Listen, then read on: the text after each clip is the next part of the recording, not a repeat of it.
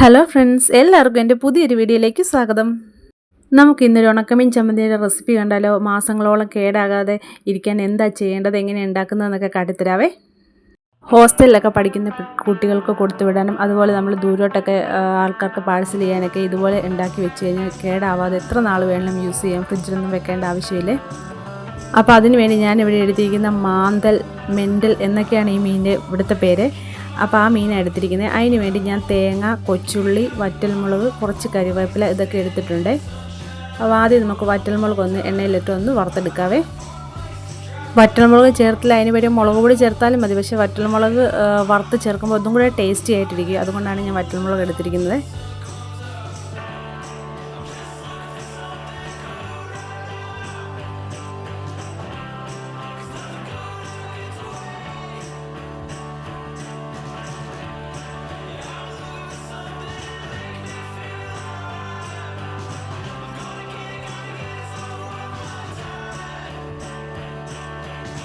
വറ്റൽമുളകൊന്നും കരിയാതെ വറുത്തെടുത്തിട്ട് ആ എണ്ണയിലേക്ക് തന്നെ നമുക്ക് തേങ്ങയും കൊച്ചുള്ളിയും കറിവേപ്പിലയും കൂടി ഇട്ട് അതും ഒന്ന് വറുത്തെടുക്കാവേ. തേങ്ങ ഇപ്പോൾ വറുത്തരച്ച് കടിക്കും തീയലിനൊക്കെ വറുക്കുന്ന പോലെ അത്രയും നന്നായിട്ട് വറുക്കൊന്നും വേണ്ട.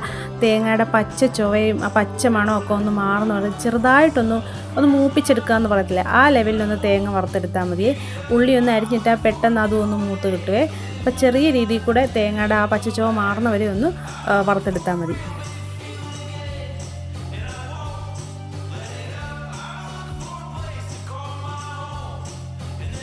അപ്പോൾ ഈ രീതിയിൽ കൂടെ തേങ്ങയൊക്കെ വറുത്ത് ഇങ്ങനെ ഉണക്കമീൻ ചമ്മന്തി ഉണ്ടാക്കുവാണെങ്കിലുണ്ടല്ലോ മാസങ്ങളോളം അത് കേടാവാതിരിക്കും. നമുക്ക് ഫ്രിഡ്ജിൽ വെച്ച് സൂക്ഷിക്കേണ്ട ആവശ്യമൊന്നുമില്ല. ഇപ്പോൾ ഹോസ്റ്റലിൽ പഠിക്കുന്ന പിള്ളേർക്കൊക്കെ കൊടുത്തു വിടാൻ, ചമ്മന്തിപ്പൊടി കൊടുത്തു വിടാൻ ഇങ്ങനെ ഉണ്ടാക്കി മതി. പച്ച തേങ്ങ അരയ്ക്കുമ്പോൾ അത് പെട്ടെന്ന് തന്നെ വളിച്ച് ചീത്തയായി പോകും.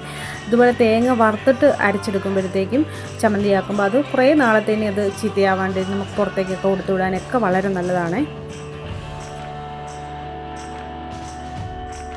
ഏത് മീൻ വെച്ചിട്ടും ചമ്മന്തി ഉണ്ടാക്കാം. ഇപ്പോൾ എൻ്റെ കയ്യിൽ ഉണ്ടായിരുന്നത് ഈ മീനായിരുന്നു, അതുകൊണ്ട് ഞാൻ ഇതെടുത്ത്. നിങ്ങൾക്ക് ഏത് മീനാണോ, ഏത് മീൻ വെച്ചും ഈ മെത്തേഡിൽ തന്നെ ചമ്മന്തി ഉണ്ടാക്കിയാൽ മതി.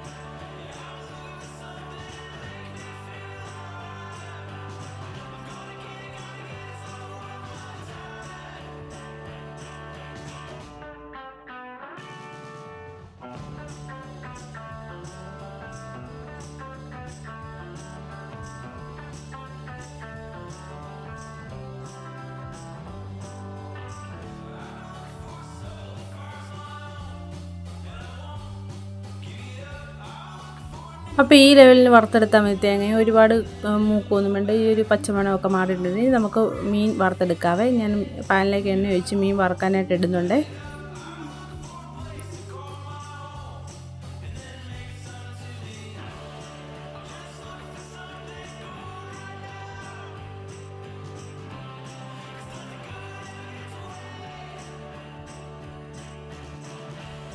ചമ്മന്തിപ്പൊടി ഉണ്ടാക്കുന്നതിനൊരു പ്രത്യേക ടേസ്റ്റാണ്. നമുക്ക് എവിടെയെങ്കിലും ട്രാവൽ ചെയ്യുമ്പോഴൊക്കെ ഇങ്ങനെ ഉണ്ടാക്കിക്കൊണ്ട് പോകാൻ മക്കൾക്കൊക്കെ ഭയങ്കര ഇഷ്ടമാണ് ഇങ്ങനെ ഉണ്ടാക്കുന്നത്.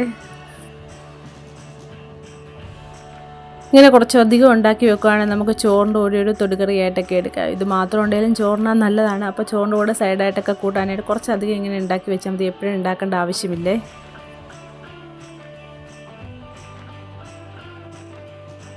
അപ്പോൾ നമ്മുടെ മീനൊക്കെ നല്ലപോലെ ഫ്രൈ ആയി. ഇനിയിപ്പം മീനും വറ്റൽമുളകും കൂടി ഇട്ട് നമുക്കൊന്ന് ചതച്ചൊന്ന് പൊടിച്ചെടുക്കാം. അപ്പോൾ ഈ മീൻ ചെറുതായതുകൊണ്ട് ഇതിൻ്റെ മുള്ളൊന്നും കളയേണ്ട ആവശ്യമില്ല. ഇപ്പോൾ വലിയ മീനാണെങ്കിൽ അതിൻ്റെ മുള്ളൊക്കെ എടുത്ത് കളഞ്ഞിട്ട് വേണം പൊടിക്കാനായിട്ട്. ഇതിപ്പം ചെറിയ മീനായതുകൊണ്ട് മുള്ള് കളയേണ്ട ആവശ്യമില്ല. അങ്ങനെ നമ്മളതെല്ലാം ഇട്ടൊന്ന് പൊടിച്ചെടുത്ത് അതിന് ശേഷം തേങ്ങയും ഉള്ളിയും കറിവേപ്പിലയും കൂടെ ഇട്ട് നമുക്കതും ഒന്ന് ചതച്ചെടുക്കാവേ.